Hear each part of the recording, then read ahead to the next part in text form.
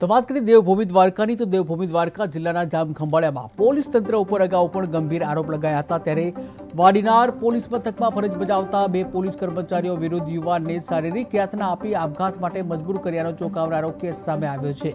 દારૂના કેસમાં ઝડપાયેલા યુવક ઉપર વેડફાયેલા અત્યાચાર બાદ તેણે ઝેરી દવા પી આત્મહત્યા કરી હતી।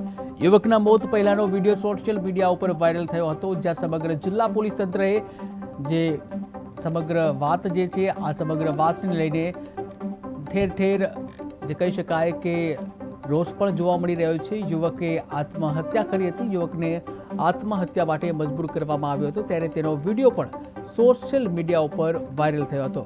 મામલો ગરમાતા ક્ષત્રિય સમાજ અને કરણી સેના દ્વારા ભારે રોષ વ્યક્ત કરવામાં આવ્યો અને વાડીનાર પોલીસ મથકનો ઘેરાવ કરવામાં આવ્યો। આક્ષેપોના આધારે હવે બંને આરોપી પોલીસ કર્મચારીઓ સામે બીએનએસની કલમ 115(2), 108 અને 54 હેઠળ ગુનો નોંધાયો છે અને તટસ્થ તપાસનો દોર શરૂ થયો છે। તારીખ 4/9/2025 ના રોજ વાડીનાર મરીન પોલીસ સ્ટેશનના બે પોલીસ કર્મી જેમનું નામ પ્રદીપસિંહ ગોહિલ તથા કરશનભાઈ વિરુદ્ધ દુષ્પ્રેરણનો એક ગુનો દાખલ કરવામાં આવેલ છે।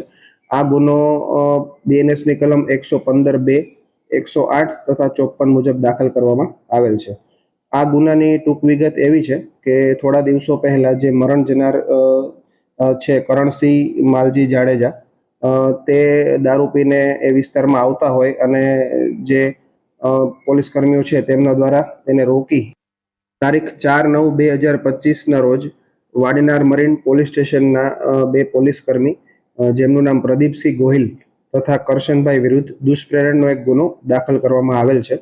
આ ગુનો બીએનએસની કલમ 115(2), 108 તથા 54 મુજબ દાખલ કરવામાં આવેલ છે।